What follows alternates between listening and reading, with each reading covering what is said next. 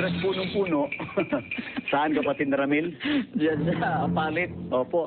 San Vicente, Apalit, Pampanga. ADB Convention Center, San Vicente, Apalit, Pampanga. Puntahan nyo ron. Sa ibang lugar, nagpupunta ito, kapatid. Ito punong nagpapakilala Diyos, Opo. kapatid, na meron ba kayo alam?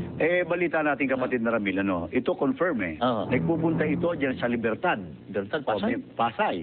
Doon sa Convention Center nila ron, o Oo. sa Coordinating Center. Oo. At dyan sa Maharlika, natatandaan nyo dyan sa Taguig. Oo. Lagi ho dyan yung puno, once a week o twice a week minsan, dun ho sa isang apartment dyan po sa Signal Village. Pero balita ko, ito punong nagpapakilala Diyos. Pupunta rin sa Mindanao. Nako, abangan nyo na at nagpupunta ho yan sa Mindanao. Teka, Pero, Pero paano ba?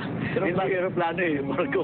Alam nyo na kung saan yan, barko yan, abangan nyo sa pier. Opo. Ako papayag yan. Ako ang miyembro ngayon ng Abu Sayyaf. Opo. Halimbawa, miyembro ako ng MILF. Lalo ako, halimbawa, miyembro ako ng Suicide Bomber. Naku. Hindi mo papayag basta gano'n lang yan. Ay, lulusog ako sa palit.